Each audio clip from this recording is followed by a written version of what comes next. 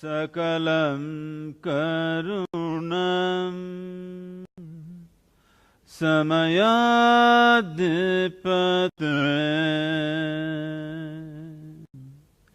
akilam karunam. Good evening everyone. You know, you really need to explain certain things to me today. Some of the things that have been happening here that don't make sense to me. Thank you very much, by the way, for joining us in this conversation. Let's start with the lighter of just something there led by Sadhguru and the rest of them. What does that mean? An oil lamp, if you create a certain amount of fire, it creates, after all, the entire existence, the whole universe, including yourself and myself and everybody else, is just a play of five elements of earth, water, air, fire and space. So fire, just you get fired up. Okay. And then the chant, the 2-minute chant, and that was preceded by some motions of your hands. And this is me being curious. I'm sure there'll be a lot of other people curious about what's going on, so that we get a better understanding. Any curious people at all? Yeah? Almost everybody's curious about this. So, then the chant. What was the chant? What were you saying there? The chant is about this, birth is sweet, you know, we're born and life is on and suddenly a child is bubbling with life. It's a very sweet happening. But death is compassion.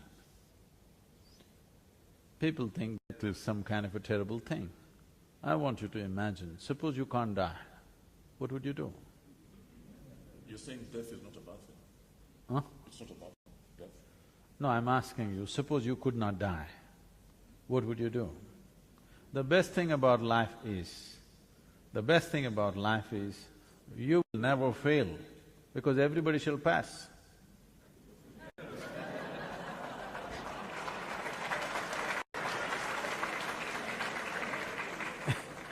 And I needed to get these things out of the way before we begin our conversation, And the next part of the chant is, we may understand life in so many different ways. Essentially, it's a certain play of time and energy. Time is slipping away. As we sit here, it's slipping away. We may think many things in our minds. Socially, we may think we're doing many things. But as far as this body is concerned, it is making its journey straight to the grave without wavering for a moment. As we sit here, it is moving in that direction. So the only way you can maximize life is by tweaking up your energy levels in a certain way. If you live for the same amount of time, still you lived more, because this combination of time and energy, time is anyway flowing, but you can play with energy in such a way that you can raise the nature of your life, the experience of your life, the profoundness of your life, and above all, move from many entanglements which seem to define and describe life for most people towards a limitless sense of freedom or boundlessness within you. This is not because you are not bound by time, you're still bound by time, but because you have tweaked your energy in a certain way, suddenly you look like you're above that. Interesting. So, Guru, it's an honor to talk to you. Thank you very much for making time to come to Uganda. And, you know, the most obvious question that will be in many people's minds, and some of them might be here actually, is who's this guy? You know, who is he? He has a long beard, described him to some people. You're trying to, huh? No, so who's this guy? And so when they come in here and there's this whole setup and there's this glowing tribute with someone saying that you're as powerful as the power extends across the universe, I thought to myself, is this guy God? Who is this guy? And it would be interesting if you helped us understand who you are and where you come from and how you ended up in Uganda.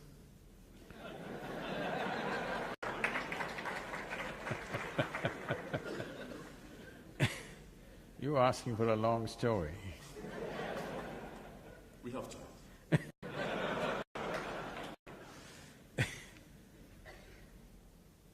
I'm just saying how to abridge the story. See, I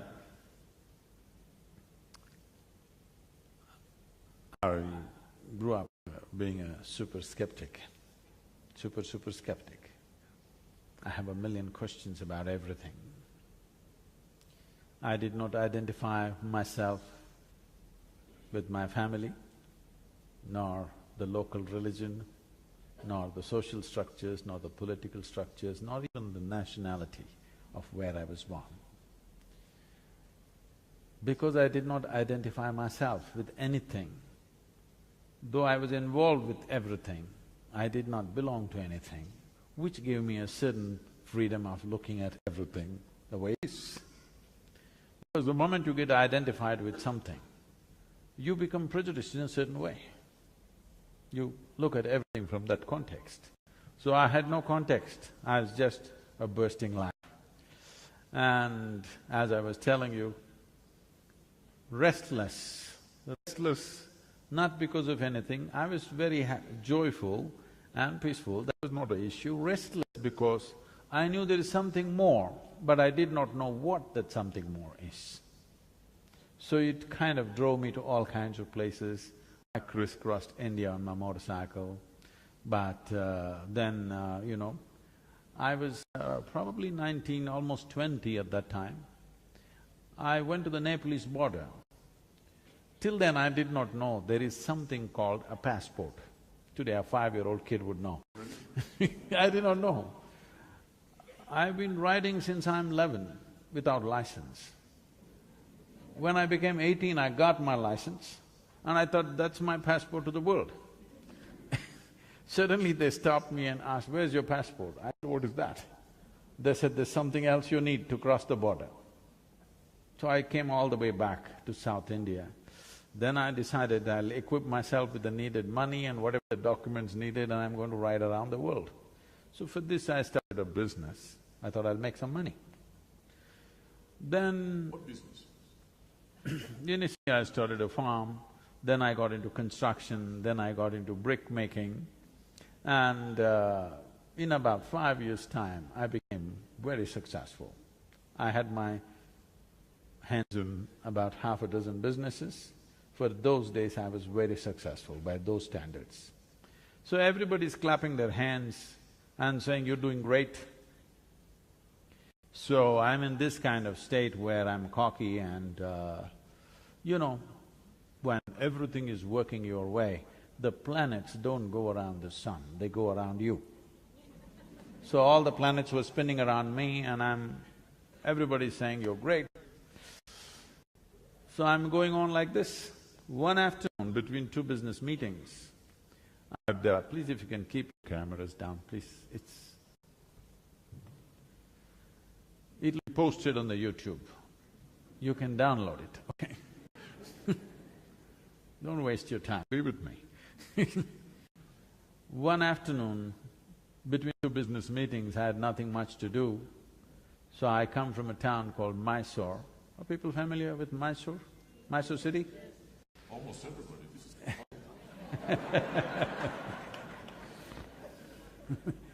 is… So, there's a small hill in Mysore called Chamandi Hill. The culture and the tradition of the time, especially for the youth, was if we want to test our motorcycles, we went up Chamandi Hill. If we want to party, we went up Chamandi Hill. To party? Yeah. You used to party? Right now I'm always in a party. Can't you see? So, if you fall in love, you got to go up Chamandi Hill. If you fall out, you must go up Chamandi Hill. How many times did you make that trip? And if you have nothing to do, you have to go up Chamandi Hill.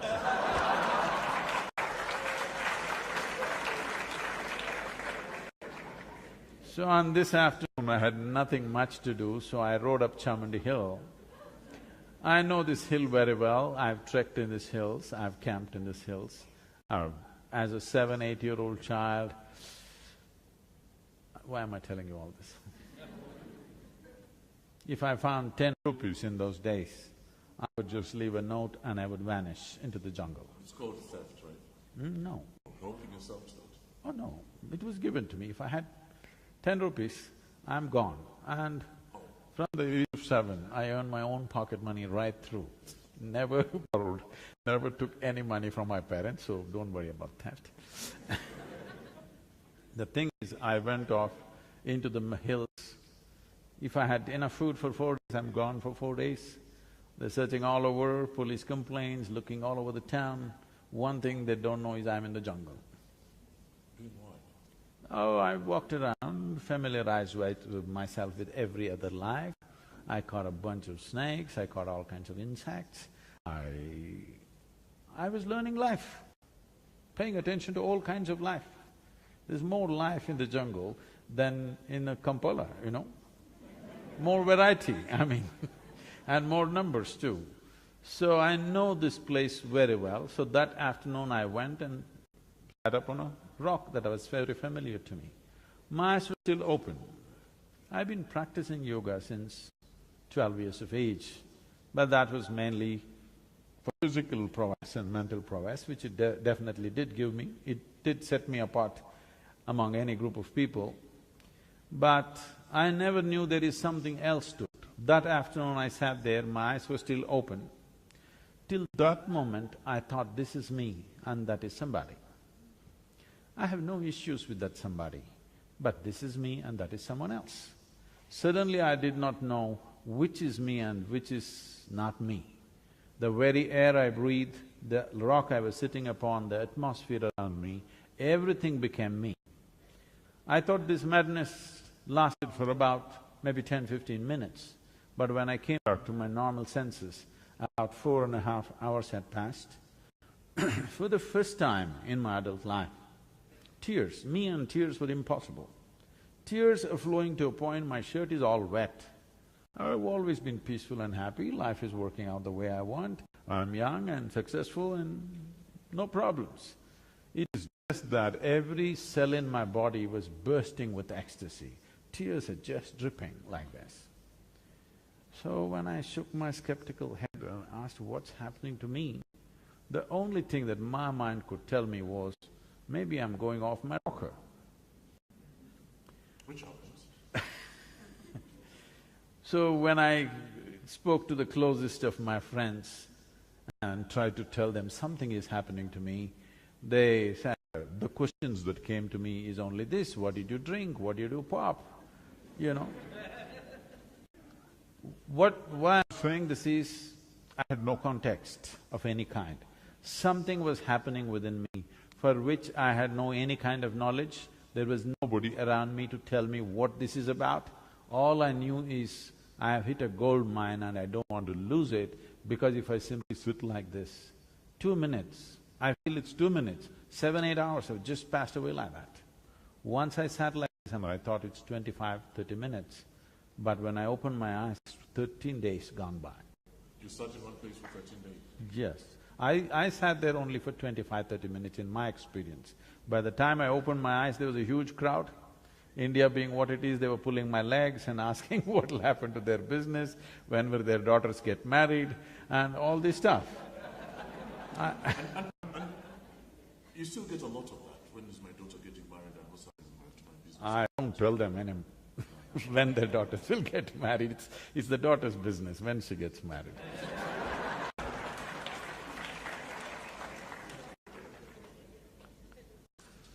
And then, that's an interesting story. It begins there, ends up in Uganda now. You're sitting down. Hey, I'm not ending up here. You're not.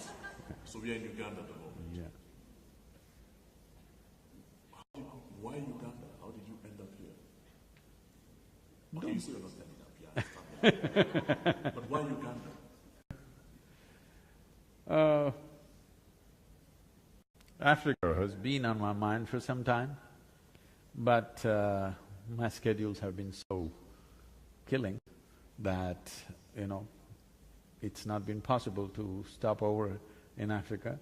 So when we thought which country, or when people started inviting us here, I always go everywhere by invitation, so the invitations here were strong. The Ambassador of India and the Mehta family and many others who have done programs, all the business magnates here, they all did their inner engineering some time ago because some of our teachers came here and taught programs. Since then, there has been a strong pitch. So, we took this week off and we're in Africa. Not just Uganda, I'm also touching Kenya and South Africa. Let's give the Sadhguru a round of applause, ladies and gentlemen. Wow. And now… Well, what's that for? Yeah, because you're here, you're welcome. Now let's talk about Uganda. When I was trying to prepare myself for this conversation, I was wondering, why should I be talking to you about Uganda? Because, you know, your realities are different, aren't they? This is Uganda, it has its fair share of challenges. You don't know Uganda very well.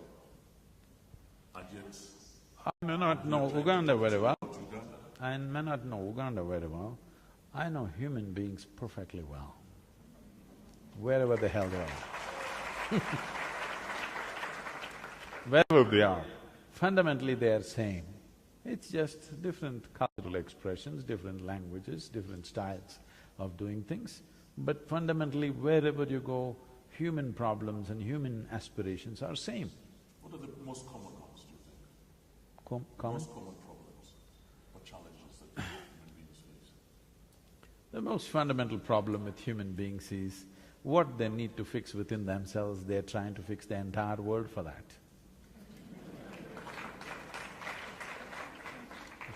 This is happening everywhere. People are talking about world peace, but they can't sit in one place for 1 minute peacefully. But they're talking about making the world peaceful. It's never going to work. If you don't know how to keep your mind peaceful, how are you going to make the world peaceful? What you see in the world is just a larger manifestation of what's happening in individual minds. So, if we just want to do a political slogan, we can shout world peace and go away. But if you're truly interested, then we have to have a lifelong commitment of bringing peace to individual people. Without individual salvation, there is no universal salvation. And you make important points because, you know, Uganda is trying to transform itself. You're trying to come from where we are now, which is a country that's struggling in many respects. It's done well in many ways, but it also still has a long way to go. So it begins with the individual, doesn't it? So when you say a long way to go, where do you want to go? Do you want to become another state in United States? Is that what you're aspiring for? Yeah, President Museveni would have answered that question. No. Mr. T is coming, okay. Okay.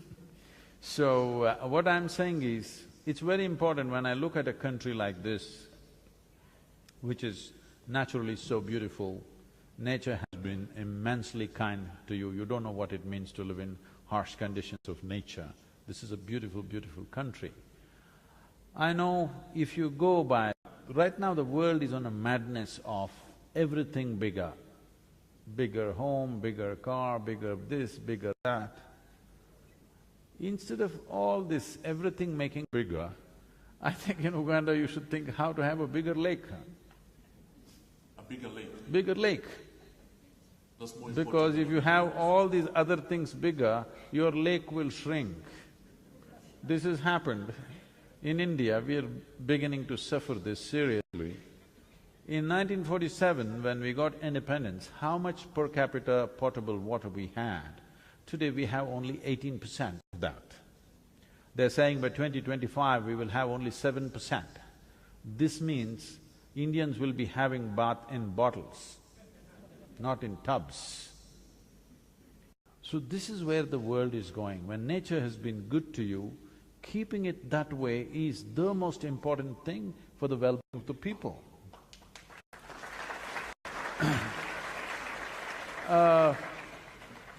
If the thing is for the human beings, if they're well-nourished and there is a beautiful atmosphere around them and their aspirations are tailored according to the nature of what's happening around them, it's better than to go the way America has gone, because I want you to understand, those aspirations and those standards were set up when they believed 5% of the people will rob the 95% of the people to create the comforts and conveniences that they have. Today, the Living Earth statistics says that if we have to provide what an average American citizen has to 7.3 billion people, we need 4.5 planets, but we have only half of it left.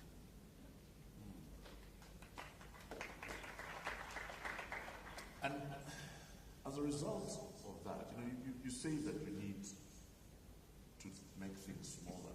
I don't want to be like Sudhir. I want to have a big house. I want to own Munyonyo. I want to be able to send my children to the best schools possible. How do I do that while maintaining the balance that you're talking about? This is why in the world, if we really want to be giving a world to the next generation of people, or we want to hand over a ruin to next generation of people, this is something we have to make up our minds, because this is one of the most important responsibilities we have as a generation of people. That is, see, first of all, we need to understand, we are just baton carriers. We are just a small pop-up on this planet and we will pop out, okay? So this small pop-up lives here as if you are the last generation on the planet. No, one of the most important things in our lives is how the planet was given to us, how life was given to us, how we are. We must leave the next generation in at least one step better place than where we are. Otherwise, we have failed as a generation, there's no question about this. That is easy to say when you have food in your stomach. Yes, that's why I'm saying. Without food in your stomach, I don't care about the future generation. Yes. I'm keen to make sure that my realities are taken care of. To have food in the stomach, you don't have to destroy the planet, you have to nourish the planet. Food comes from the planet, not from the supermarket.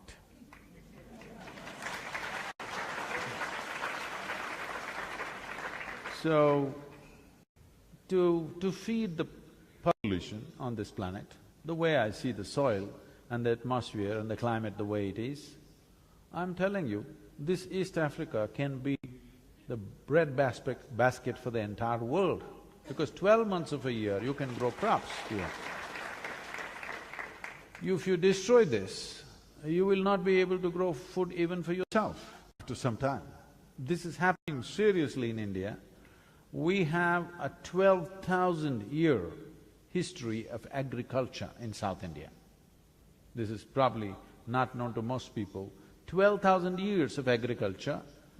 Certain communities have been farming the same land for over 8,000–10,000 years. But today, in one generation, the soil condition is becoming in such a way, there's an alarming situation that in 15–20 years' time, we may not be able to grow anything because the animals have been removed, chemicals have been pumped in, machines are roaring all the time. Machines don't replenish the soil. It takes animals, it takes plants, it takes trees to replenish the soil. So, who we are, the very body that you carry is just soil, isn't it? Hello? You must get it from me now, otherwise one day you will anyway get it from the maggots and it'll be too late. It's very important to understand who we are is just this soil. Now, it is easy to talk when there's food in the stomach. This is what I'm saying. To put food in the stomach for all the 7 billion people is not a challenge if we keep the planet in a certain way. And above all, at the beginning of 20th century, we were 1.6 billion people. Why have we become 7.3 billion people in 1 century? What's wrong with us? Irresponsible reproduction, isn't it? Now, one main reason is the life expectancy has increased on an average all across the world, which is a great thing. But when we learn to postpone death, should we also not learn to postpone birth? Does it make sense to you, I'm asking? ultimately though, you talk about 7 billion people, you talk about the planet, but what about the individual? We come back to that individual and my individual interests. How do I best harness them or condition them so that they fit into society's interests? Because the truth of the matter is, the way the world is organized, certainly the world that I live in, it's a cutthroat competition. Everybody's competing for the resources we have. Everybody's trying to be a mentor, everybody's trying to be a Sudhir, and as a result, it becomes very difficult. So how do I, as an individual, then make sure that my contribution to society is one that benefits everybody? I know you've talked about the planet, but how do I do that? See, whoever you are right now, whatever you are right now, you would like to be something more than what you're right now. Yes or no? Hello, I'm talking to all of you. If that something more happens, what? Something more. If that something more happens, what? Something more. So in installments, you want to go somewhere, you want to expand.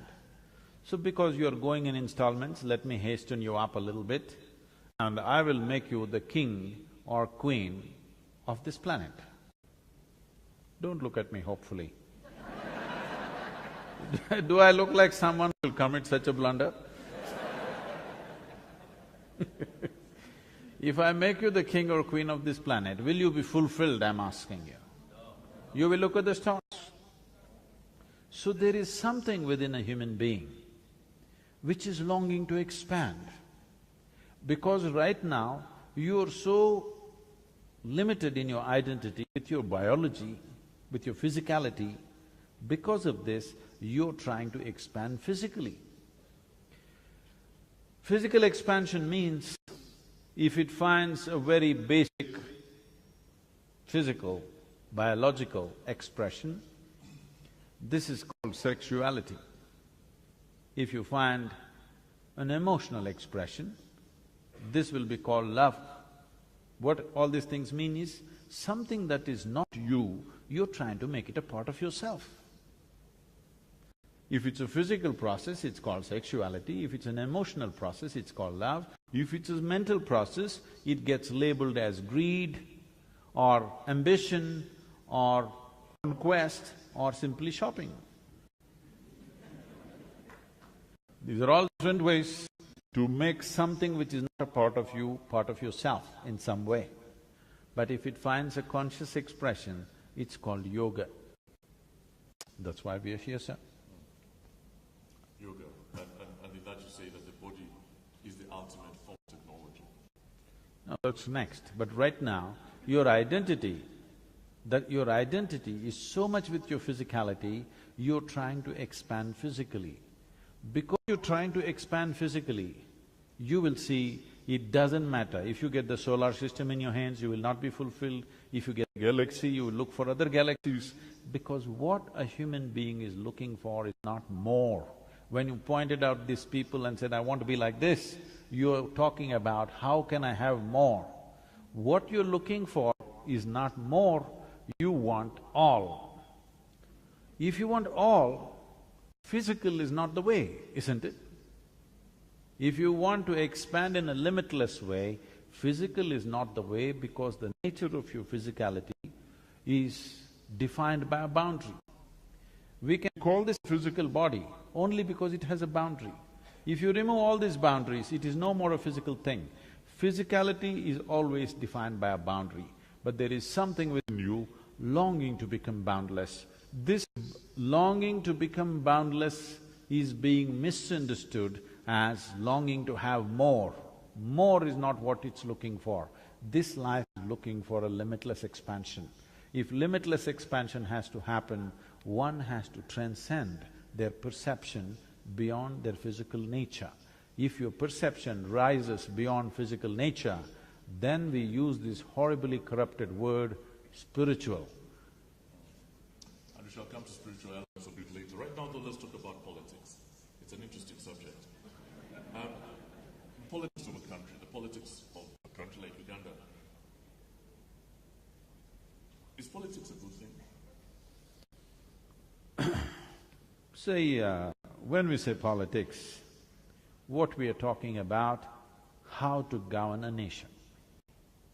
Or what we are talking about is how to make the lives of larger mass of people who are around us. That's the ideal description. That is the fundamental. How it is conducted today is another matter. That is because of variety of things. Because we chose democracy. Once you say this is a democratic nation, what this means is any one of you tomorrow could become the leader of this nation. That's what it means. Don't be so hopeless. Yes. Someone who used to think that. In Indian languages, democracy is described as Jananayakam. What this means is, people are the leaders. That's what it means. Well, right now we have a prime minister in our country proving this, that a tea seller can become the prime minister of a nation.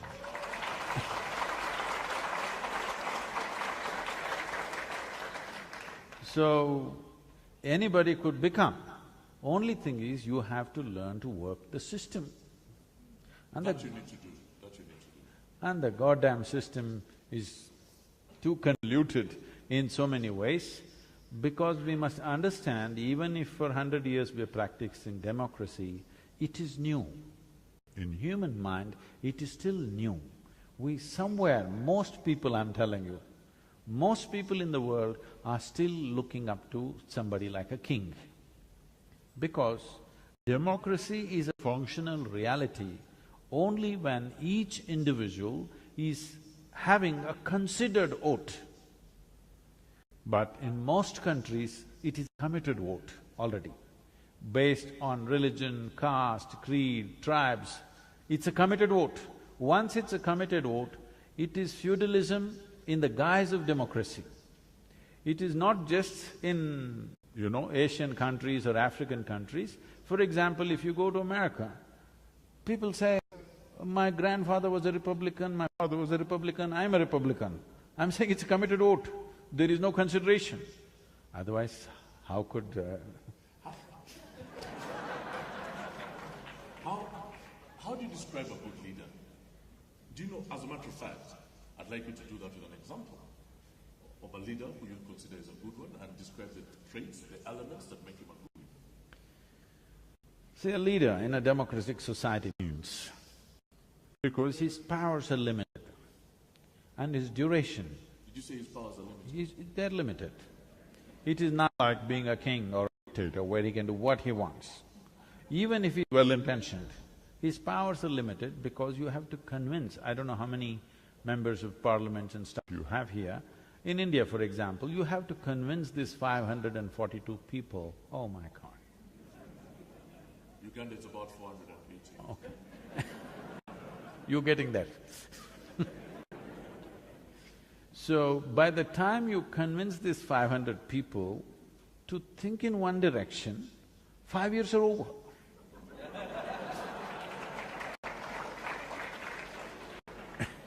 So, democracy is a limited amount of power and you have to convince everybody. You should be able to inspire the population to rise above their personal needs and work for the national need, which is not simple. It's a very complex process. And in a democratic process, for a leader to come to that place, the very process of democracy is such, it's an obligatory process. By the time he reaches there, he or she reaches there, they're so super obligated to various, people who supported them. When they come there, they are supposed to take care of all these people. That's what is called corruption by other people. They're just paying back. Is corruption a bad thing? Is corruption bad?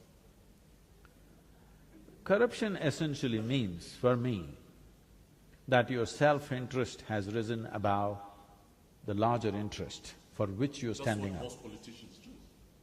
Their self-interest rises above the interest of the whole. I think that would be a very unfair judgment on all politicians. It's not a good thing to say. I know a whole lot of them are like that, but not all, fortunately. Fortunately, not all. As I'll accept that. But so corruption. Some say it's a system of rule, others say it's an accelerator, others say it's not a bad thing, it's redistribution of wealth. What do you think it is? There are other ways to redistribute wealth, but what has happened is, let me talk about corruption in India because I don't know what variety you have here.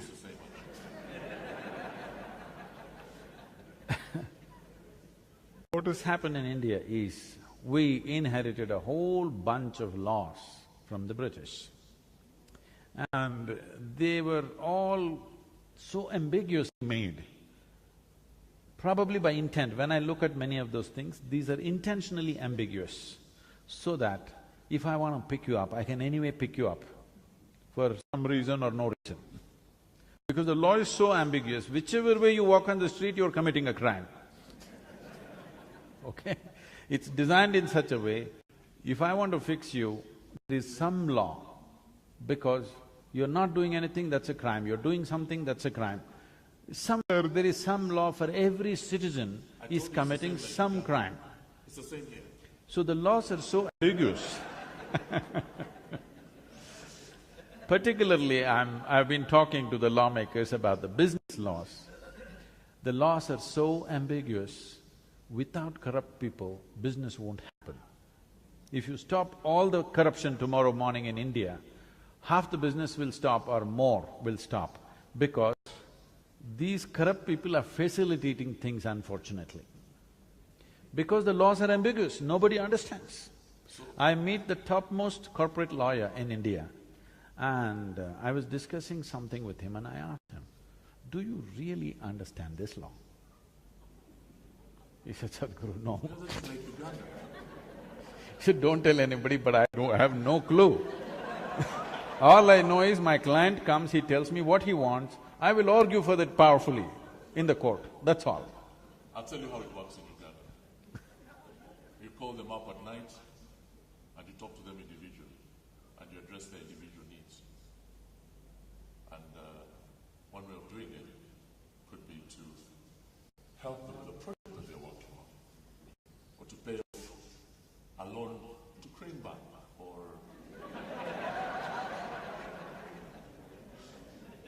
or you know, I'm sure that's the same thing that happens in India, isn't it? But the key question is it a bad thing? That's what I'm saying. If we want to remove corruption, now they're talking about bribe givers and bribe takers, both should go to prison. So, Who will be there? I said 90% of the people will be in the prison because almost everybody has paid at some point. Who is not paid? Everybody has paid. So, this corruption as a industry, I'm calling it an industry because it's pretty well organized and well oiled. This corruption as an industry has thrived because nations have not invested enough in taking away the ambiguity in law. Clearly everybody knows where they stand. Now, if I'm doing my business and I know my law properly, you come and ask for money, I'm not going to pay you. Now you come, I don't know what kind of loss you got. I'm doing my business, I'm doing my best, but you come, and if I don't pay you, I don't know whether you're going to just fine me or handcuff me and take me, I don't really know. We could talk about politics and corruption all day, but I'm very keen to talk about… we are, like you said earlier, at a place when technology is extremely advanced. We're very concerned about trying to stick around a little longer. How do you maximize, how do you make sure that your lifestyle is healthy? It sounds like an innocuous question which can be answered by a doctor, but from your point of view… Now, a lot of doctors are not healthy. Lots of doctors are not healthy. They're not. Yeah. So in that context, with that in mind, health, good health, how do you achieve it? See, there are many ways to look at this. One fundamental way, the most fundamental way in which yoga looks at health is like this. This body as a composition of things is made up like this. It is 72% water, 12% earth, 6% air, 4% fire, remain is space, Akash it's called. Now, if you manage one element, that is water, 72% of your health and well-being is taken care of. There are two kinds of health issues. One is infectious, another is chronic. Infectious means it's an invasion from an external organism, for which you need a doctor. If you get an infection, you need chemical warfare. But 70% of the ailments on the planet are self-help. That is, they grow their own pet project within themselves because they've never paid attention to how the body functions, what is the nature of my existence. No attention has been paid, they're living by accident, so their being healthy or unhealthy also is by accident. When we say health, it is just that medically if someone says you have no ailment, it does not mean you're healthy. When you wake up in the morning, are you feeling alive and bouncy or not? It is a certain sense of wholeness. The word health comes from the word whole. You must have a certain sense of wholeness of body, mind, energy and the fundamental nature of your existence. If all these things are in alignment, now when you wake up in the morning, you feel like you're just born. If this happens to you, that means you're healthy. You may not be medically certified healthy, unhealthy, but still you may not be healthy because this is not health. Health means there is a certain sense of wholeness. All ingredients have fallen together properly and it's alive. If this has to happen, one thing is, there is a most fundamental process in yogic system called as bhuta shuddhi. That is, you start taking charge of the elements within the system. If you control the elements in the system, if you master the elements in the system, health is not even an issue. I can show you thousands of people who walked out of their chronic ailments without any treatment. We don't give them any treatment, just align your system in a certain way, this settles. Another way of looking at health is question of alignment. Every physical object in the universe, including your body, has a certain geometry to it. All physicality has a geometry to it. If the geometry arrives at a certain state of perfection, everything functions smoothly. If the geometry is little disaligned, everything becomes frictious. So what people are learning in the form of physical forms of yoga is not exercise, it is not stretching, it is not about having abs. It is about understanding the geometry of your existence. Today there is a theory in the scientific community which is called as a constructional theory. What they're trying to say is the design, the fundamental design of the atom and the cosmos is essentially same. We've been saying this for thousands of years, anda, pindanda, both are same. Because the way the amoeba is made and the way you are made, essentially the design is same. Complexity and sophistication has multiplied many times over, but fundamentally it is the same design. If it's the same design, getting the geometry of your body right in alignment with a larger geometry is important. If you get this geometry, then suddenly you find everything is happening smoothly within you, everything is in alignment, there is no friction. The functioning of any machine, the efficiency of any machine is just a question of how friction-free it is. If there is friction, the machine is inefficient. If there is no friction, it is functioning well, it lasts longer, it is a joy to have that machine, otherwise it's a misery to have that machine. That's a very interesting point. I'm now coming to one of my final sessions. Does anybody have any questions at all? If you do, please put your hands up because I'd like to identify you. There are a few questions, there are a few hands going up at this point. But right now, I want to talk about love. I want to talk about marriage. I want to talk about family. You decide which one, love or marriage or… Oh, that's interesting. That's very interesting because that was again the context in which I was looking at it. Marriage and love not importantly, not necessarily tied together. See, love is something that happens within you. Marriage is something that you do in the society with somebody. They're two different things, I'm saying. There may be love in your marriage, but there cannot be marriage in your love. That's actually true. When we say love, we're always thinking love means with somebody. I love this person, I love that person, I love that person. No, I want you to look at this carefully. Love is something that happens within you. When your emotion comes to a certain sweetness, then you say, I'm in love. That with whom are you in love? You are just using the other person as a key to open up a certain dimension within you.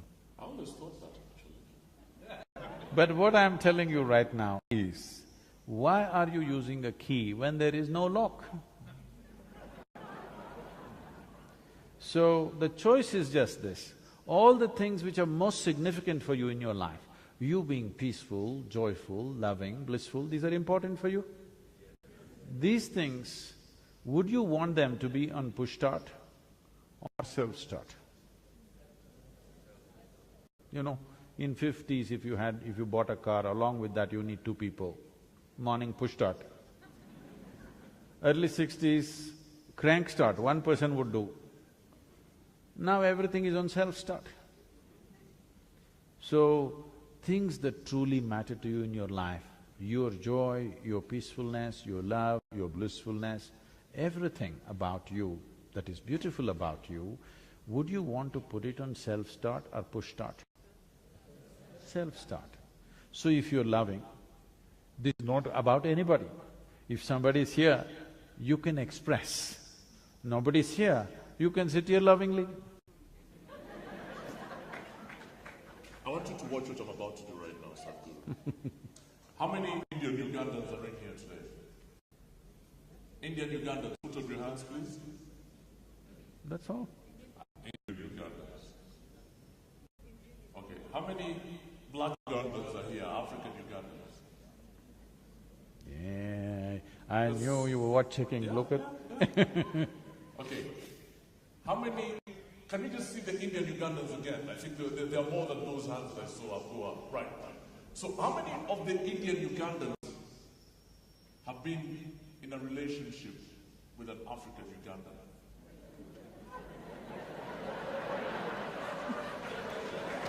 Aye, this is not a confession.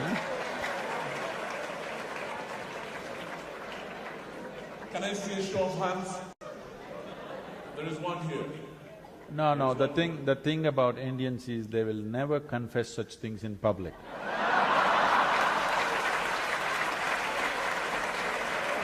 Okay.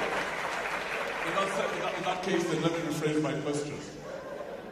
How many Indian Ugandans here know an Indian Ugandan that has been in some sort of relationship with an African Ugandan? Okay, so there are more hands going up. How many black Ugandans or African Ugandans have been in a relationship with an Indian Ugandan? And there's such a small percentage, 0.01%. Where you find an Indian and fall in love? My point is, Sadhguru, and I need to report to you this, I need to report this to you. Indians just don't let us near their daughters. That is not just for Ugandans, they won't let even Indians get close to their daughters.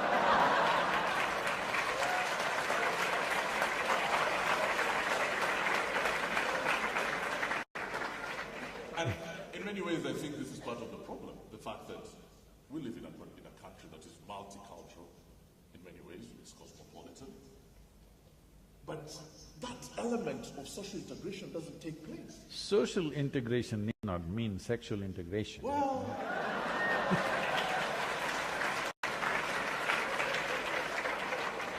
Now, first of all, let me define that word relationship. Why is relationship always of the body? So, probably for most Indians, and I'm sure it's true for many Ugandans, we have You can tell me who you're aiming at, then I can…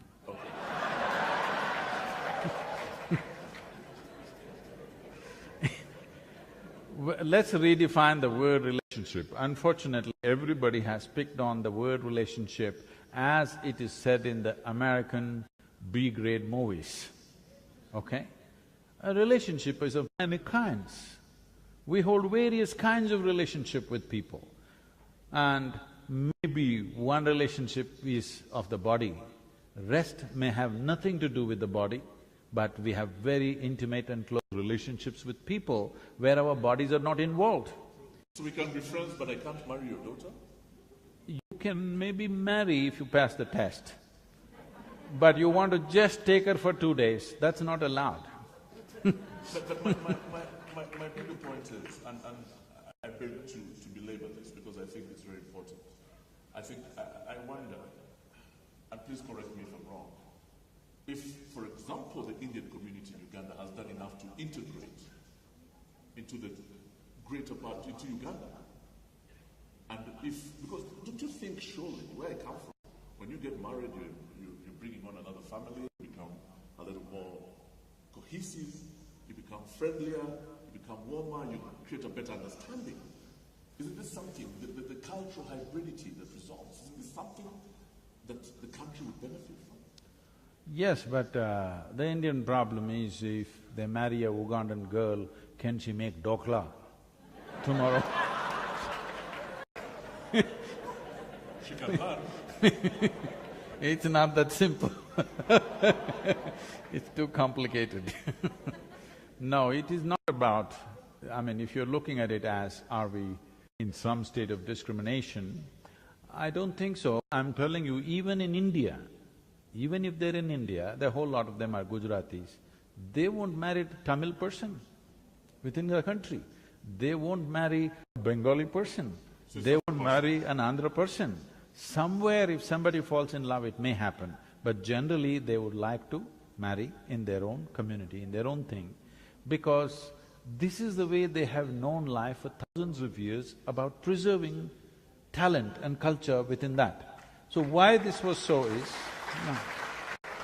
See, we are talking about times when there were no universities to impart skills and knowledge. So right now, if there is a blacksmith, he wants to marry only a blacksmith's daughter, not a goldsmith's daughter, because she will be little dainty and fanciful, she won't last in the blacksmith's house. She won't last.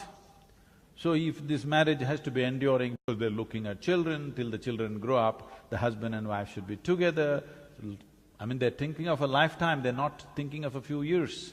So they're very conscious about putting it through all kinds of screens because they're thinking of marriage as a lifelong partnership, not a brief encounter.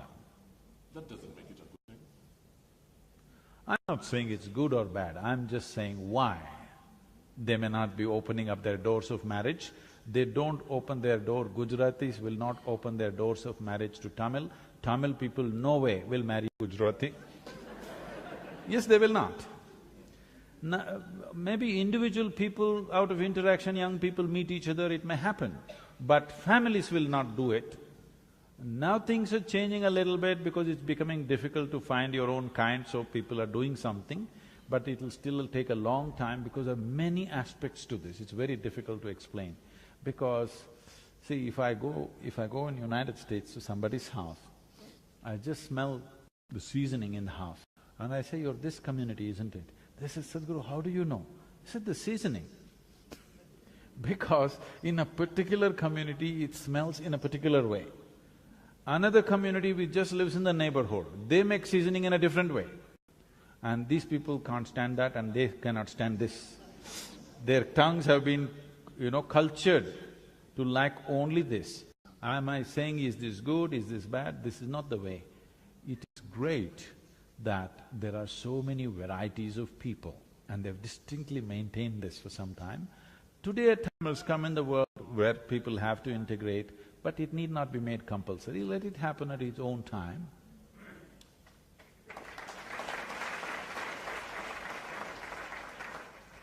I've stopped chasing her now. I'm going to ask you one of my last questions. I'll open up to the floor, and if you have questions, please put it up. Put up your hands and we'll come to you. You know what my favorite quote of yours is? I didn't know I was your favorite.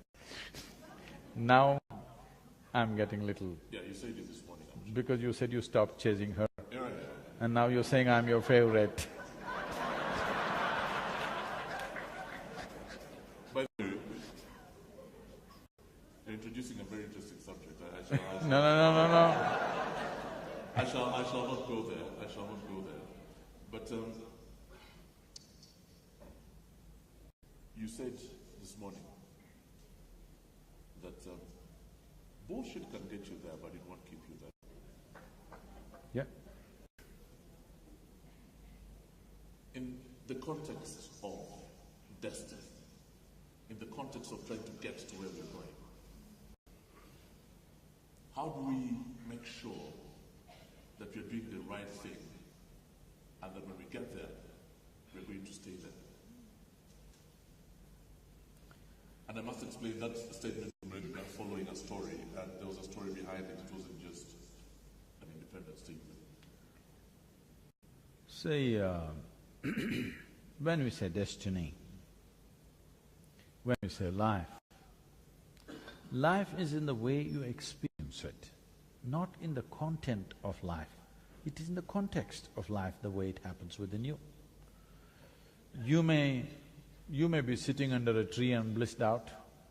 You may be sitting in a palace and be depressed. Possible or no? So the quality of life and the destiny of your life is the way it happens within you. What the world throws at you is not always your choice. It is a consequence of times in which we exist. But whatever it throws at you, what you make out of it is essentially you. This is your destiny, that it does not matter what the world throws at you. You know how to make it a good thing for yourself and everybody around you. This is taking charge of your destiny. Destiny need not necessarily mean all the physical situations that I dreamed of happened, but my experience of life happens the way I want it. This means I am in charge of my destiny. Well, here a whole lot of people have been sharing their stories with me that in this country they prospered at one time and they had to leave the country for 8–10 years and then they came back. That's what I was telling them.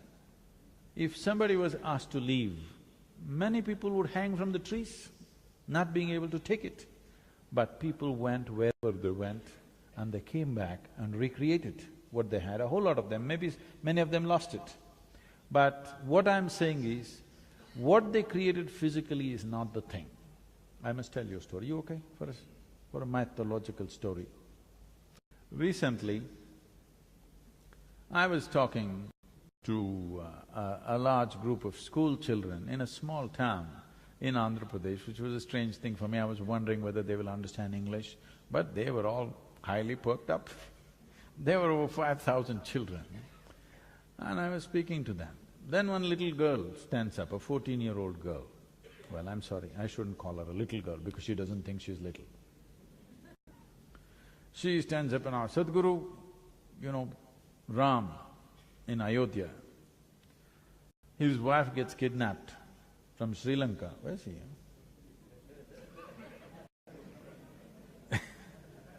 Why are you pointing at Mr. Kannada? Because he's Sri Lankan, he kidnapped. Oh. So this king's wife was kidnapped and then he walked all the way to Sri Lanka, fought a battle, set fire to the entire city, got his wife back, went back home. It's a big story. So this little girl asks, Sadhguru, is it practical for a man to walk from northern India to Sri Lanka? Is this just a story or is this real? Then I look at her and say, see, you're still a little girl. One day you will get a man of your own. When you get this man, suppose you got lost somewhere, would you want a man who will walk all the way or who will think this is not practical and find solution in the neighborhood? Well, she knows she wants a man who will walk all the way. That she knows. Now, if you know, many of them are Ram worshippers, they worship Ram. If you look at Ram's life, it's a continuous disaster. Yes, he is a king because of some political reasons, he goes off into the jungle with his newly married wife. She is a princess, not trained to live in the jungle. Seeing their plight, his brother, leaves his wife and children and travels with him to support him in the jungle. It's a disaster. I know you might have seen some movie where Sita doing that in the forest. No, you do one thing, just by yourself you go and live in a forest for 3 months. You will see what'll happen to you. It's another game altogether. So then she's there and this guy comes and kidnaps her and takes her to Sri Lanka. And then he goes, fights a battle, brings her back, again some political situation, she is pregnant, and at that time he again takes her and leaves her in the jungle all by herself. And no sonogram, so he doesn't know whether it's a boy or a girl or boys or girls. She delivers twins, 2 boys, he doesn't know. Children grow up in the jungle, then unknowingly he fights a battle with his own children. He could have easily killed his own children, it was very close. Suppose unknowingly you killed your own children. Do you need a bigger disaster in your life, I'm asking? It's the worst kind of disaster, isn't it? It almost happened, fortunately he could not kill them. But then she died in the jungle, he never ever got to see her again. This is not a success story, but they worship him, not because he's a big success on the outside.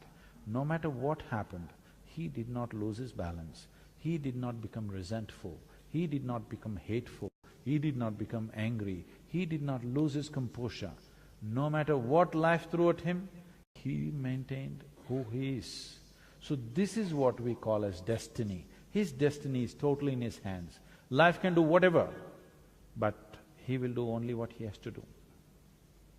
This is taking charge of your destiny. Thank you very much, and right now I'd like to open up. As a culture, they all learn to bow down to that quality, not just success in the world. He is a big success as a human being within himself. For that we are bowing down. I'm opening up the floor now to questions. I'm going to start with the gentleman over there. Could you just put your hands up if you'd like to ask questions? You have quite a few hands going up. Let's start with you, sir. If you can stand up and introduce yourself. Well, my name is Old Man of the Clan. I am told that you are a guru of yoga. I would like to know from you, what animal is yoga? What? What animal? Annie? Animal is What yoga. is yoga? Oh. And how can it be useful? Why should an old man like me care about it? And No, I didn't get that part of the… What animal is yoga? What is yoga, basically? Okay. that's Oh, what I'm okay. asking, what is yoga? Okay, all right. And why should I care about it? What is its value? I'm seriously ignorant about it.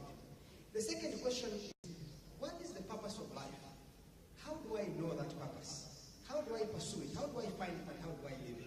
Thank you.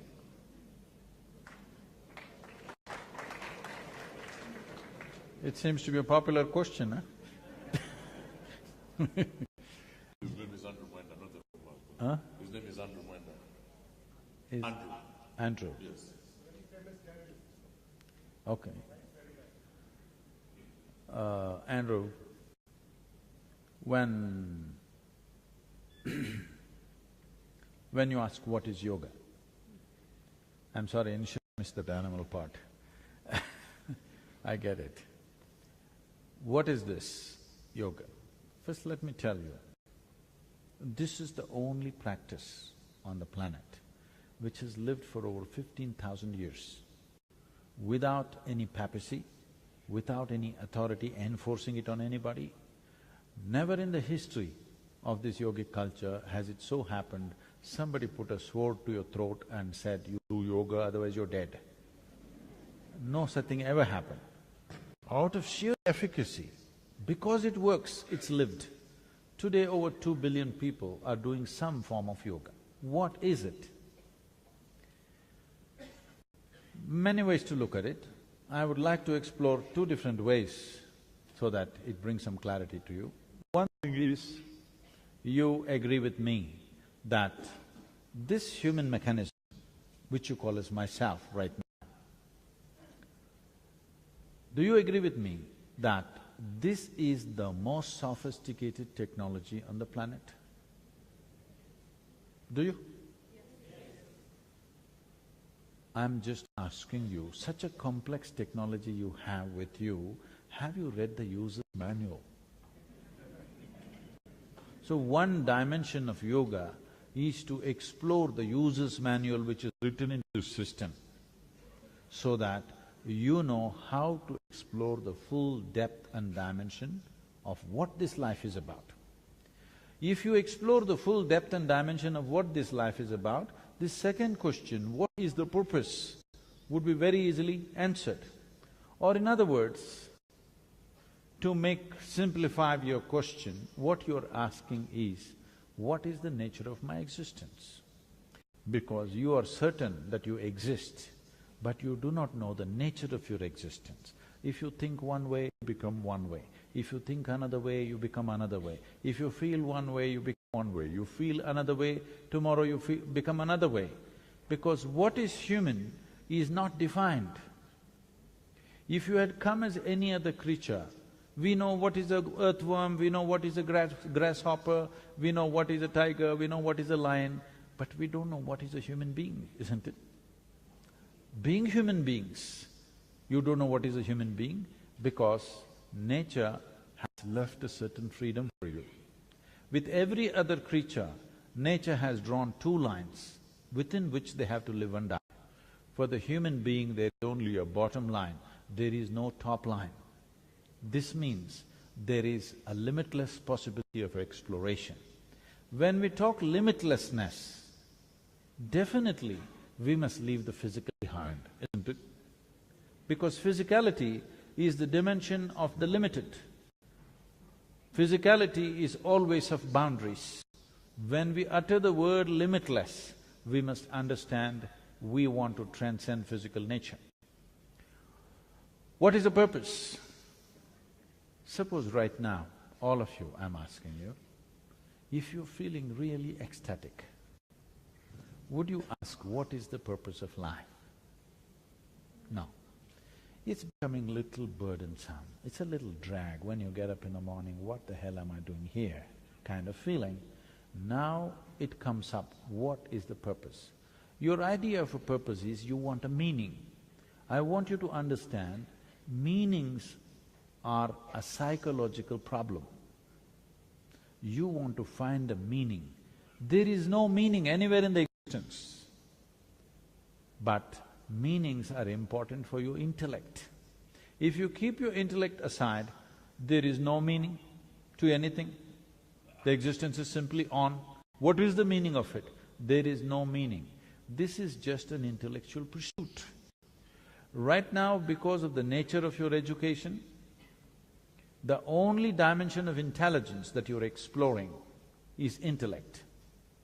Intellect is like a scalpel. Whatever you give to your intellect, it will dissect. Right now, the very question that you're asking is to dissect. What is the meaning of life? What is the purpose of life means we must dissect this life and see why this life, why am I here, what should I do, where should I go? This is simply because right now, life is not being experienced. Most human beings have become a bundle of thoughts, emotions, ideas, opinions and prejudices. These are all your making, this is not life. This is your making. Your psychological drama has overtaken the existential drama. Creation, such a magnificent creation, but right now your psychological drama has overtaken the creation itself. Today, sun came up on time. Hello? So what? No, I must tell you this. Some time ago, a year or a little more than that, I was flying a helicopter in United States and it was a good day weather-wise, so we took off doors and we were flying an open helicopter. Well, every aviator knows for every 1,000 feet that you go up, how much temperature and stuff. But we just went up there, suddenly a cloud cover, we hit a cold front. The temperature dropped dramatically where, even to hold the controls it became difficult, so we decided to come down. As we were coming down, we were just discussing, suppose tomorrow sun doesn't come up, what happens? Oh, we thought maybe in 3 months this will happen, 6 months that will happen. We came down and did a bit of research and we found if sun does not come up tomorrow morning, in 18 hours' time, almost everything that you know as life will be gone except certain microbes deep in the earth, almost everything will be frozen and gone. So sun came up today morning, I want to hear appropriate noises, Yeah, it's not a small thing but sun came up on time, planet is spinning on time, the entire galaxy is going on without any accidents. Everything in this cosmos today is going great. But you have one little nasty little thought crawling in your head and it's a bad day.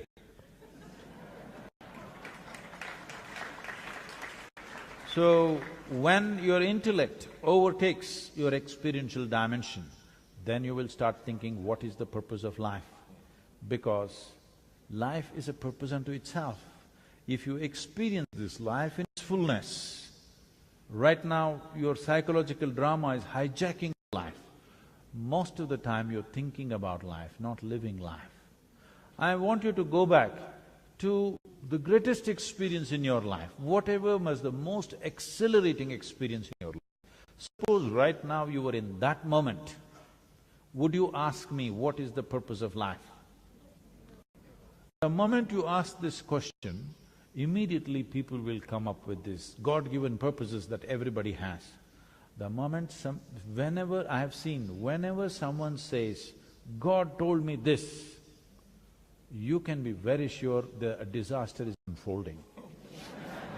Yes. Whenever people spoke these words, disasters were unfolding around them. So, I want you to just look at this. First of all, this convoluted idea has been taught to human beings that existence is human-centric. No, this solar system is a speck in this cosmos. Tomorrow morning if this speck vanishes, nobody will miss it, believe me. In this tiny speck of a solar system, planet Earth is a microspeck. In that microspeck, Kampala is a super microspeck. In that you are a big man. Now, this is not a simple problem. Right. Thank you very much for that. Any more questions? Any more questions? Let me take the question from the lady here. We need to tell him about the animal, the zoo of yoga. Yes, the zoo of yoga. Yeah. Another dimension of yoga is this. As you sit here, this is me, that's you, distinctly clear, isn't it? No confusion between you and the person sitting next to you. 100% it's clear, this is me, this is somebody else. But you are inhaling and exhaling. What you exhale, somebody may be inhaling, what they exhale, you are inhaling. At least what you exhale, the trees are inhaling, what the trees exhale, you are inhaling. If you stop this transaction because you thought you're too much of a solid state, this is the end of you. This is not just in respiration. This is happening even in your subatomic particle level, that there is a transaction going on with the entire existence. I want you to just look at the reality we are in. We are sitting on a planet, round in shape, that on the equator, we are sitting like this. you know. Suppose you got your high school globe to your house and sit on it, you will be sitting like this. It's an odd way to sit, on the equator. At least you must migrate to North Pole, where you could sit firmly. You're sitting like this and the damn planet is spinning, and in the middle of nowhere, you don't know where it begins, where it ends. Here we are sitting here and thinking, what is the purpose of life? Now, who you are right now, it's like this. Let me give you an analogy. As school children, when you were children, you might have blown soap bubbles. Did you? Andrew? Andrew? Soap bubble, huh? Did you blow soap bubbles? That's okay. So, when you blew a bubble, this was your bubble, this was somebody's bubble, distinctly there. But when it burst, what was the major content of this bubble? The air within. Where is my air and where is your air? There is no such thing. Even now there is no such thing. You are just imagining that this is me, that is you. Till you're buried, it looks like you won't understand. If you understand right now, your life will transform. If you get it at that time, it's a bit too late. Okay. Yoga means to obliterate the boundaries of your individuality. As you sit here, if you can obliterate the boundaries of your individuality and begin to experience everything as myself or myself as everything. Suppose you sat here in this hall and experienced all the people in this hall as you experience the 10 fingers on your hand. Because I want you to understand, whatever the content of this body was not you some time ago, it's just the food that you've eaten. It is the soil which has become food, it is the food which has become flesh.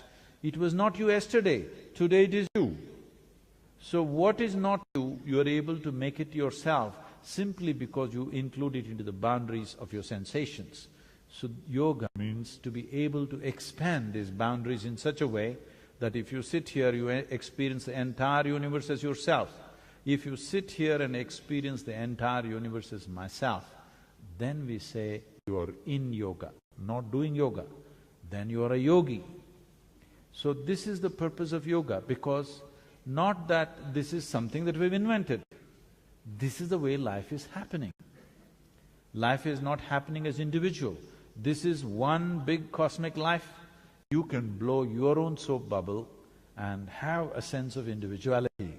The magnanimity of creation is such, though you are a puny little nothing, it gives you a great sense of individuality for a period of time. So enjoy that, but don't get lost in it, because that is not your nature. Right now you've blown a bubble, enjoy the bubble, but you must know this air is constantly in moment. If it is not in moment, it'll suffocate.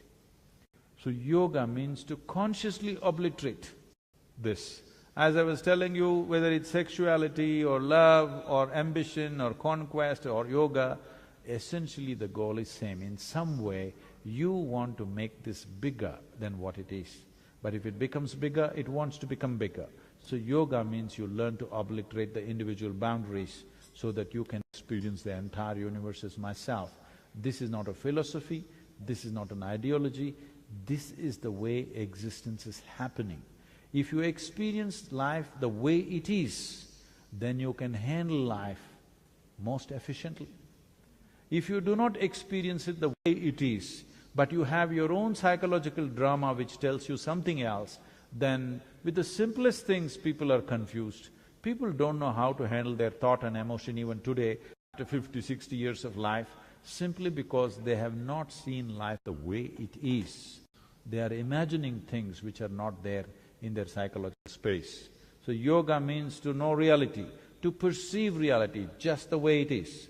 If you perceive everything just the way it is, your ability to conduct life is greatly, greatly enhanced to a point where other people think it's superhuman. Essentially, it is about realizing the immensity of what it means to be human.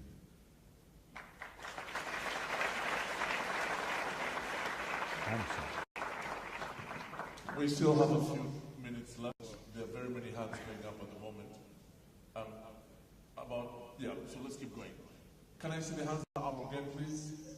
A lot lots of hands. Mukesh, would you like to ask a question?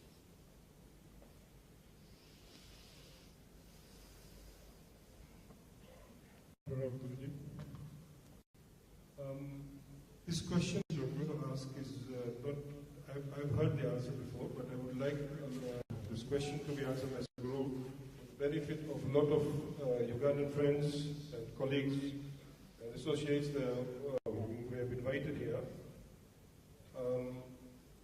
Because during the time of passing invitations, many of them point blank declined. So this is, yoga is to do with Hinduism. So Sadhguru, if you can please explain, is yoga specific to a belief system or a particular religion? Thank you. A friend of mine actually told me when I invited him over that I'm a follower of Christ, so I can't come. So that's an important question that Mukesh is asking.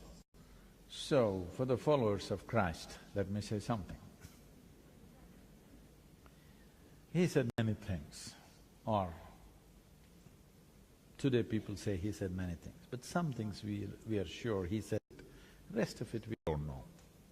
On the way there are entrepreneurs, you know.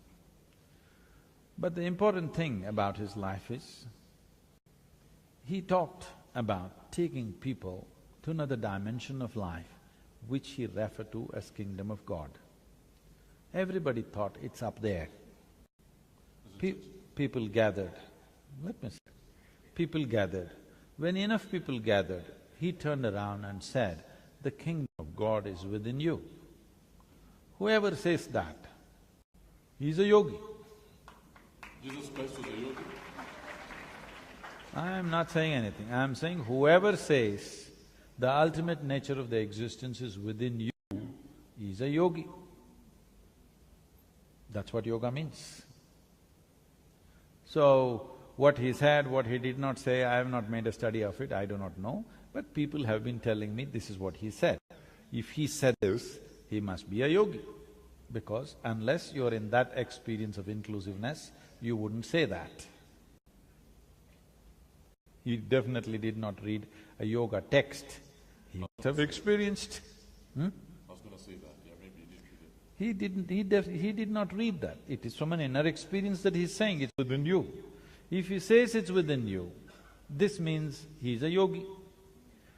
So what kind of a yogi is? Well, he's Middle Eastern, so he's of a certain kind, he speaks the language of the time and the area. Whoever came anytime, in India, thousands of yogis came. The reason why thousands came is, this land developed a certain discipline that if somebody talks about dimensions beyond our experience, we should never persecute them. This discipline they brought into the culture. Because of this, every generation produced thousands of enlightened beings, everybody saying their own thing in their own way, but ultimately talking about the same reality. But in this part of the world or wherever he came, he stood out because generally persecution was the way.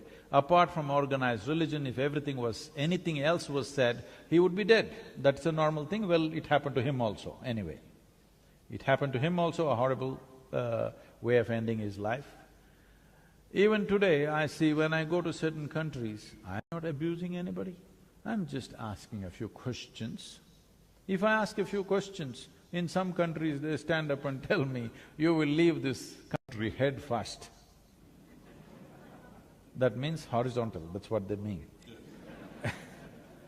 I tell them, everywhere I go, I always go head first. You also should learn this, head first.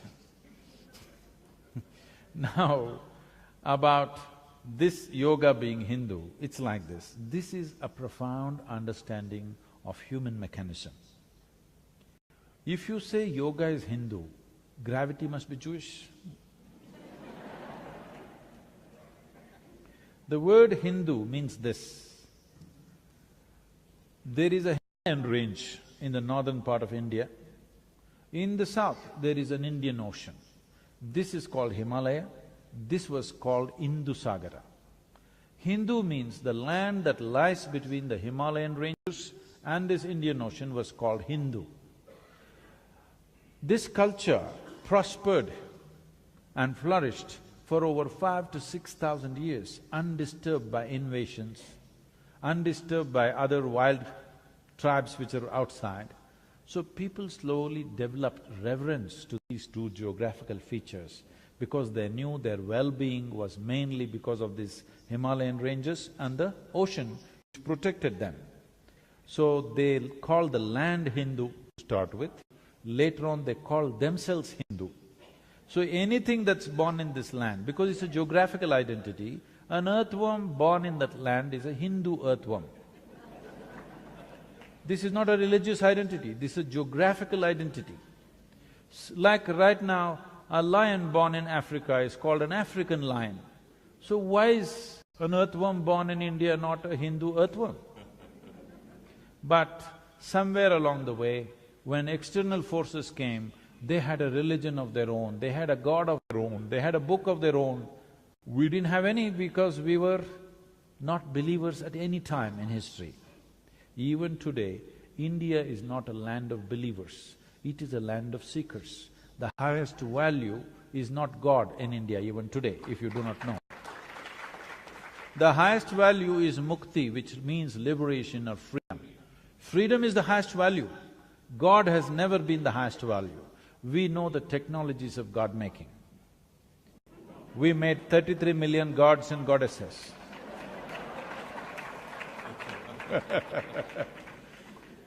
Because we understood how to create a form and energize it and make it work in a particular way for us. But never, ever that culture propagated a god up there, a book which tells you what to do. Everything is a debate. Even when people who were recognized godly, when they came, there were no commandments, there were only debates, endless debates. Even today, Indians are still debating. In the same vein, therefore, is there such a thing as an afterlife, or is this it? You want to know what happens after death? Yeah. Some things you know best by experience.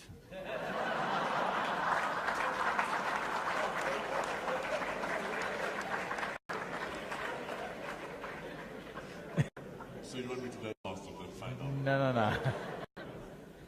The thing is, everybody wants to know what happens after death. But actually what they're asking is, what is the nature of my existence? I'm here right now, but I know one day people who were here before me, they died and poof, they vanished. What happened? So what will happen to me? What you're saying is, what is the nature of my existence? Will my existence end with this body, or will something else happen? Will I go to some place? Will the accommodations be good there? How is the climate? All these things. See, if you want to know the nature of your existence, this is the best time to know, isn't it? You're here, alive, with an active intelligence. This is the best time to explore.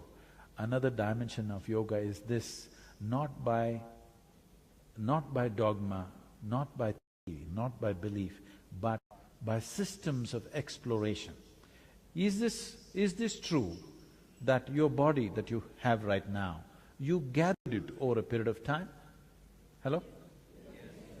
Whatever you gather, you can claim it is mine. But if you say it's me, you kind of lost it, isn't it? Hello? Understand what I'm saying? See, right now, I say this glass is my glass. Then you will think, oh, Sadhguru has some problem. But let's listen some more. Everybody says he's wise. After some time I say, this is me. Then you will say, let's go.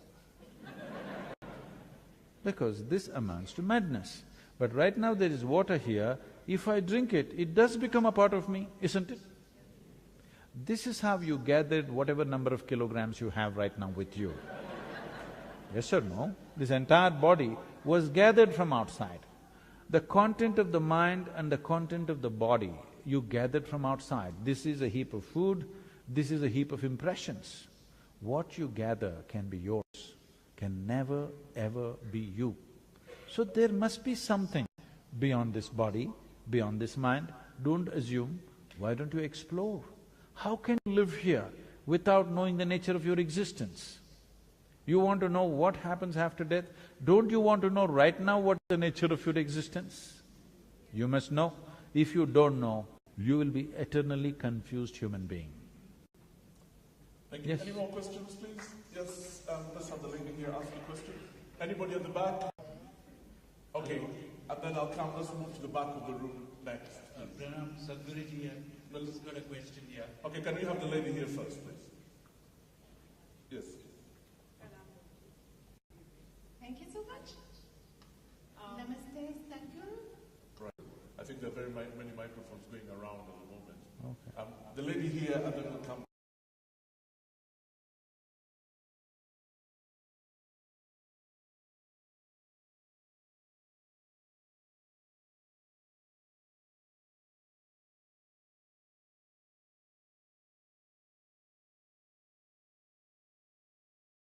I wish I could tell you briefly, but I want to tell me briefly about it. Ubuntu, of course, is the fact that we are all human beings and we are all we are all one, basically. Oh, you're talking about yoga? What do you call that? Undu? Ubuntu. Huh? Ubuntu. That's yoga. Yes. But the difference may be, in yoga, we have systems and methods through which we can experience, we can bring you to an experience of Undu, the methodology. But right now you may have a philosophy of oneness, but you don't have a method. The thing is to teach a scientific process through which you can come to that state of what you call as Ubuntu. Ubuntu. How Ubuntu has been explained to me is essentially, I am who I am because of who we all are. So I'm a reflection of Alan and Alan is a reflection of… Oh, no, no, no. Have to look at No, no, no. I wouldn't take that seriously. So Guruji, can we take it to Vasudeva Kutumbakam somehow? No, no, no, no, no. Between Ubuntu and Vasudeva Kutumbakam, do you think there is See, any commonality? do not try to reduce everything into your slogan. This is a dangerous process. Yes, but the interconnectedness of humans. Thank you very much. Before you answer that question, can I have the lady that stood up and then the gentleman, please? I'd like to have as many female voices in here. And then, yeah, what's your name and what's your question? Okay, so Namaste, Sadhguru. My name is Rochelle Batanda, and I'm a storyteller.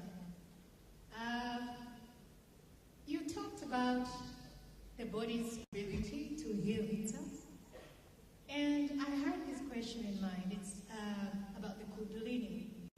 Now, can you ignite the Kundalini to heal the healthy body of diseases? And would you encourage somebody with really complicated illnesses, like heart disease, to ignite their Kundalini to heal themselves? Thank you. Are you Ugandan? Yes, I'm Ugandan. I'm of Engo clan. She's a Muganda, she's from my tribe. But what she just talked about, I have no idea about.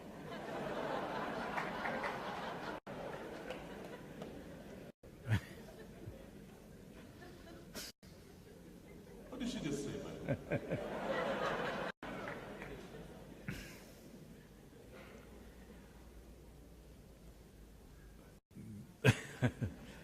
This is… the thing is, the Indian languages have an elaborate vocabulary to describe different dimensions that function within you. The English language has phenomenal vocabulary to describe the outside, but when it comes to the inside, it's very poor. But the Indian languages, particularly Sanskrit, she's picked up one word from that, it has an elaborate… Huh? The word exists. Yes, yes. So, Kundalini means a certain… Right now I am speaking, this is Kundalini, the energy behind this is Kundalini. You are listening, that is also Kundalini. A dog is barking, that is also Kundalini. A flower is blossoming, that is also Kundalini. Or in other words, that energy which makes everything happen in the physical creation is called Kundalini. So what they're right now referring to is, there is an entire system called Kundalini Yoga, to maximize this energy. Because generally in most human beings, to eat, sleep, reproduce and die, a minuscule of this energy is active means it's good enough. If you raise this energy, then what is happening is, in the composition of elements, you're trying to change the fundamental composition of how you're made. That is, you're trying to increase what is called as akash. This means your perception will enhance, because only what you perceive you know, rest is just imagination. Right now, our modern education systems have surrendered to information. After some time, you will see, information means nothing, because you seem to know everything but you don't know anything. Right now, we know about health, but they tell me the world's food industry is $7.6 trillion. The world's pharmaceutical industry is $7.2 trillion. They're saying by the end of 2017, the pharmaceutical industry will overtake the food industry. That means we'll be eating more medicine than food on this planet, and we are healthy. We know so much about health, but we don't know how to be healthy. Like this, because information only gives you a sense of knowing something, but you cannot really make it happen in life that way. It is okay with material things, but when it comes to life, information doesn't take you anywhere. Probably your grandmother lived with much more life sense than with all the intellect and education that most people have today. Simply because there was life sense, everything was by experience. So Kundalini, when we talk about it, we are trying to raise the energy. Now can it heal ailments and this? We must understand this much. This entire body was created from within, right? I hear you eat a lot of bananas, but by eating all the bananas, you didn't go bananas, you became human, all right?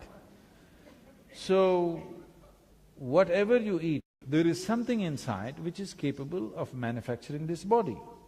When the very source of manufacturing this body is within you, if there is a repair job to be done, is it best to go to the manufacturer or to the local tinker? If you have excess with the manufacturer, you would go to the manufacturer. If you've lost excess, you will go to the local tinker. I saw they're building a huge Toyota showroom and a repair shop. So if you have excess, you will go to the Toyota showroom when you have a Toyota. Otherwise, you will go to the local guy who fixes everything with a hammer. And, that's just one type of yoga, isn't it? How many types of yoga exist, and how do I know which one is right? On a certain day, 4 people were walking in the forest. One of them was a karma yogi, another was a gnana yogi, another was a bhakti yogi, another was a kriya yogi. What this means is, if you employ your body or physical action to reach your ultimate nature, we call this karma yoga, yoga of action. If you employ your intelligence to do the same, we call this gnana yoga, yoga of intelligence. If you employ your emotion to do this, we call this bhakti yoga, yoga of devotion or emotion.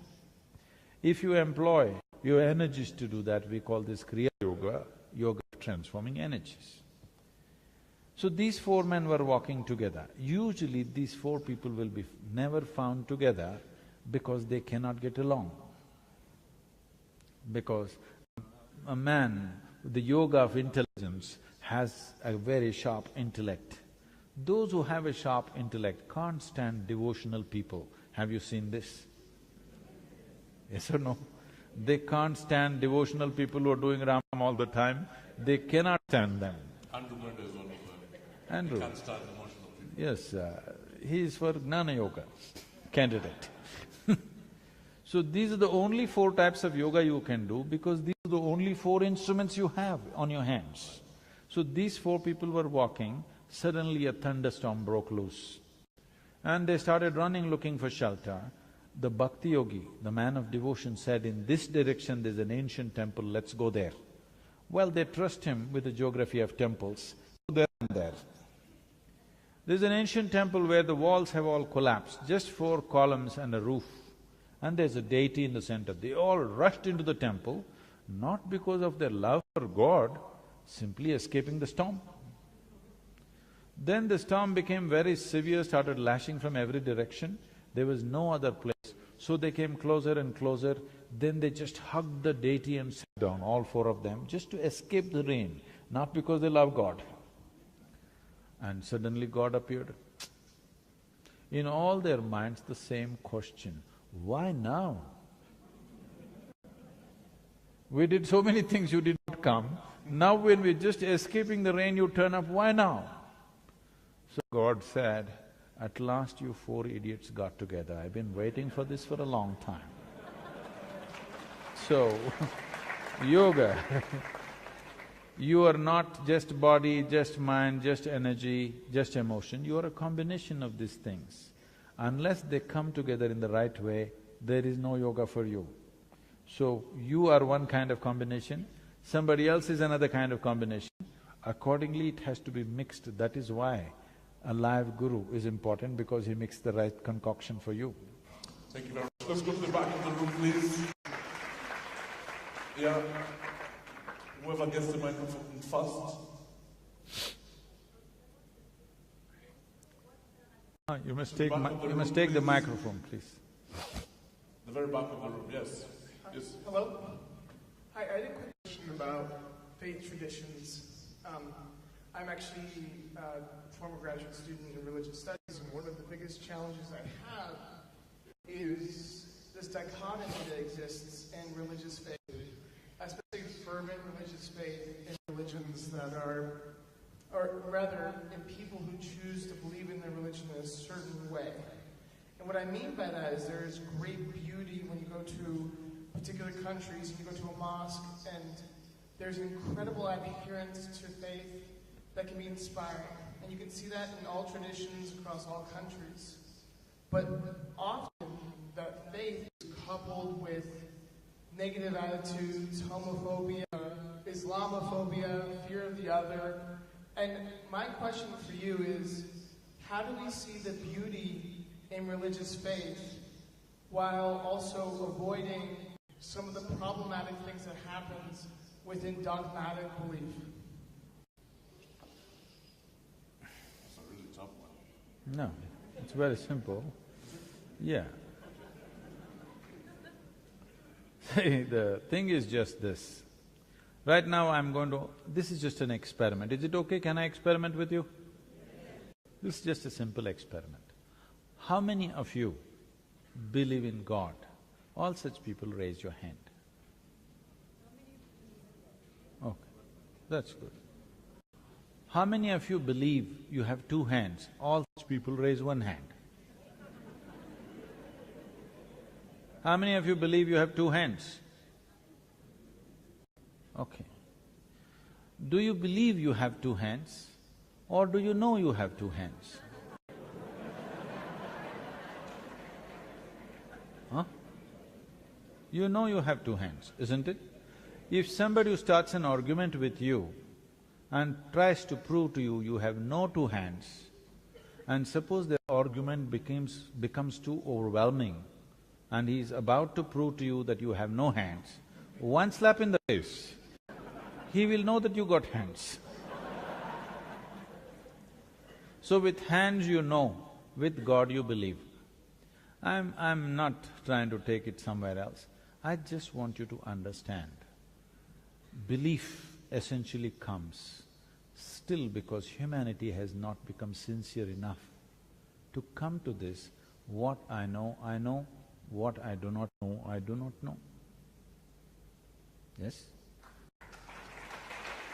Everything that you do not know, you must believe, because belief gives you confidence. This is the biggest disaster on the planet, confidence without clarity. What you need is clarity about life, not confidence. If you cannot see, right now I want to walk through you, all right? But my vision is not clear, but I'm a very confident man.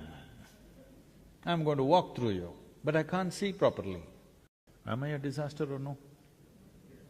If I can't see properly, I must at least go gently. I cannot see properly, please help me through this. If you do not have clarity, at least you must have hesitation about what you're doing. You have no clarity but you have confidence is a disaster. Humanity has suffered immensely for this. Maximum amount of bloodshed, maximum amount of hatred, things have happened like this. I want you to know this. People may be projecting it this way, that the fight in the world is between good and bad. Like you also tried to describe there's good part, there's bad part. The fight is not between good and evil. The fight is always between one man's belief and another man's belief. Why is it?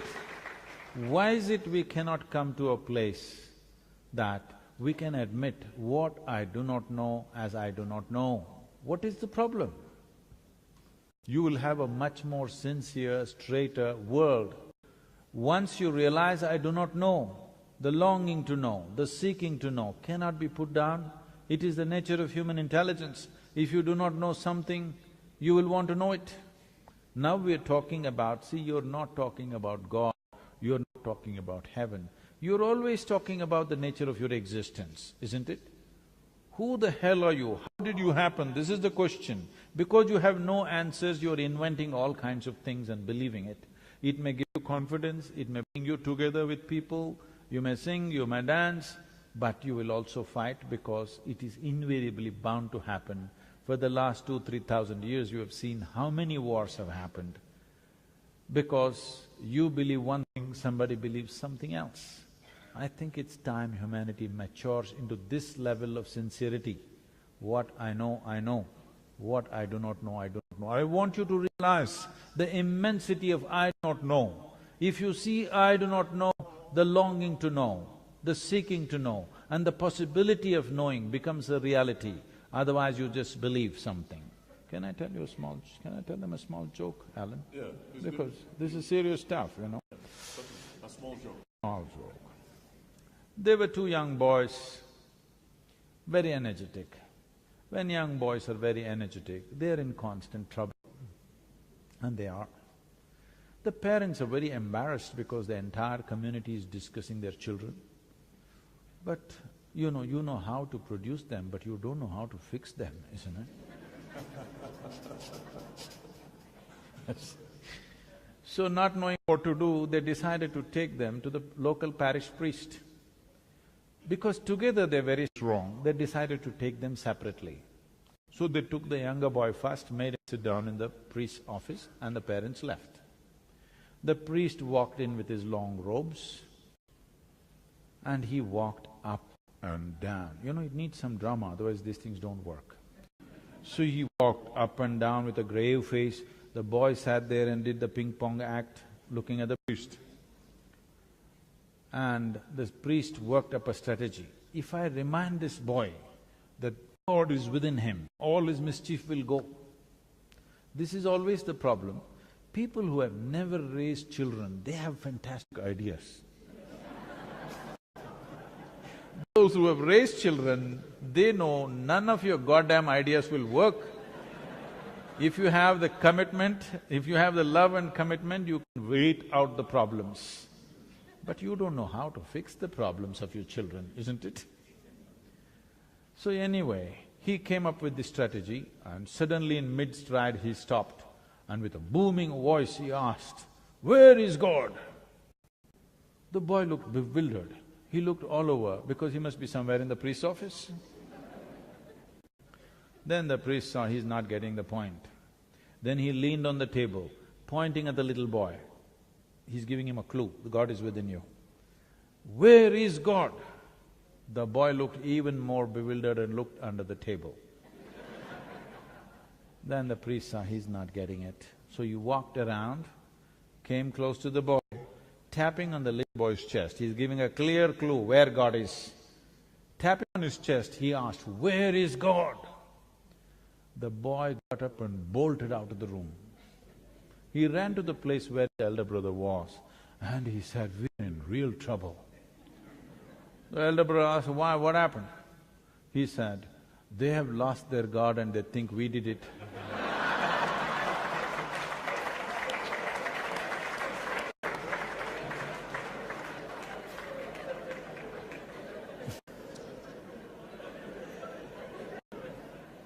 I'd like to take a few more questions, but we're pressed for time. So I'm going to try to wind up this conversation. There's so many hands still going up. I'm not sure what we'll do about that, but very many hands going up. How much more time do I have? 5 minutes. Okay, we shall find a way of addressing all those questions at some point, but Sadhguru, let's just wind down our conversation. I've always wanted to ask you, what's with the beard? Where did that come from? I'm sorry? What's with the beard? You're trying, I can see. I thought everybody knew about this. This is something that grows on every man. Those who removed it, you must ask them, why did you remove it? Why are you asking me? I did nothing about it.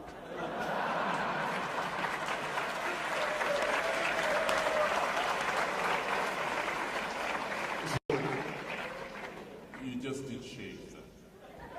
I just didn't do anything about it. Right. Because I thought everything that's given to me, particularly around my head, has a specific purpose. So I should grow my beard as well? You can try. You're trying, I can see. Okay, that answers that. So when you're not trying, you're No, quite… I can say something further on that. Yes. See, if you ask people why they have cut this, left that, whatever, all the distortions they have done, why if you ask them, they said, this is my fashion, all right? So, it is not about fashion, it is essentially wherever there is no pain in your body, this is what you do. Suppose there was no pain in your nose, I'm sure in the name of fashion you would have stripped it in many different ways.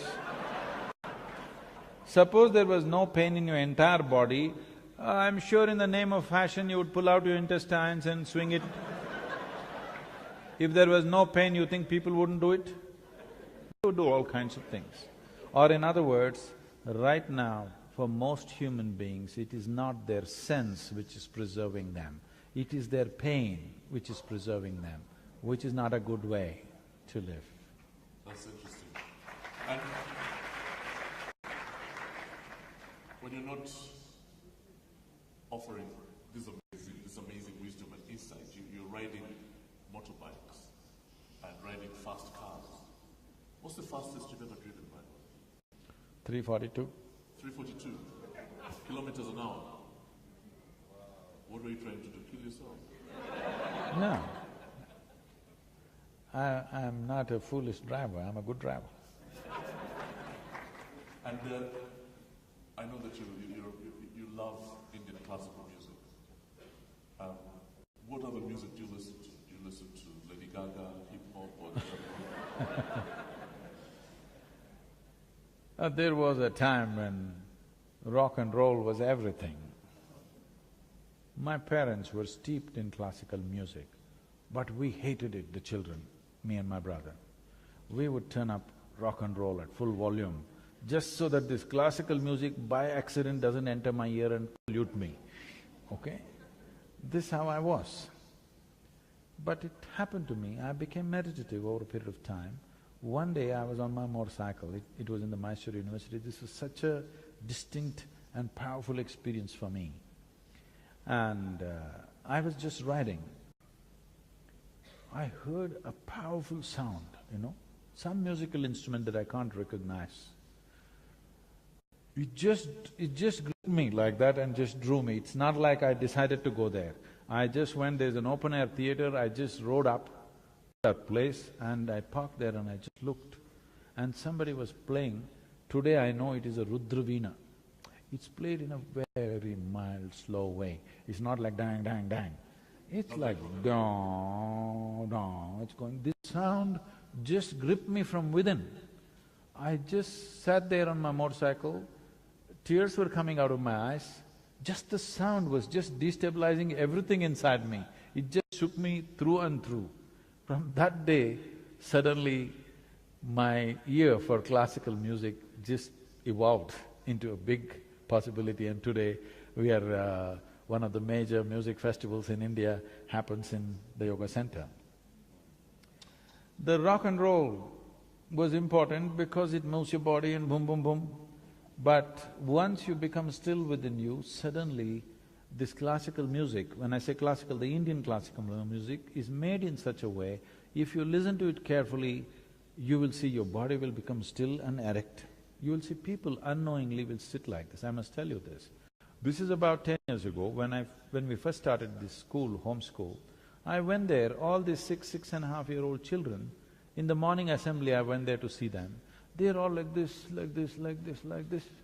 I said, why are these kids like broken tops? And I thought what to do with them. I just taught them the 7 notes. Sari, Gama, Pada, Nisa, these 7 notes. 12 minutes a day. I'll tell you, after a month and a half, I go there, they're all sitting like this, unmoving. That's the impact it has on the system. A proper arrangement of sounds, because sound is a reverberation. Today modern science is proving to you, everything in the existence is just a reverberation of energy. Your idea of physicality is a myth. If you get the sounds right, you can make it coincide with who you are, you can make it relate to the larger reality. This is called as Nada Yoga. That means coming to your state of union within yourself just by using sounds. So, the music has this. When you're young, you like something that moves your body, so it was rock and roll, now you're saying it's hip-hop. And finally, when it's all said and done, how do you want to be remembered?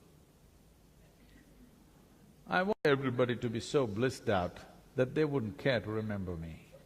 Miserable people always remember. Joyful people may have things in memory, but it's not such a big thing. So, if people are always saying Sadhguru, Sadhguru, this means they're not still complete. I want every one of them to be so complete that I'm unemployed and they don't have to remember me. It's a good thing. Ladies and gentlemen, the Sadhguru, a round of applause.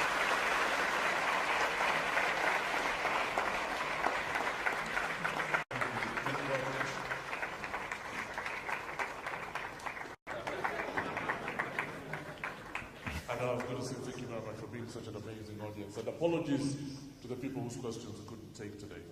And the Sadhguru will be conducting, will give you a little more information in a few moments about how one can interact with the Sadhguru. Again, my name is Kasujja, and thank you very much. Thank you.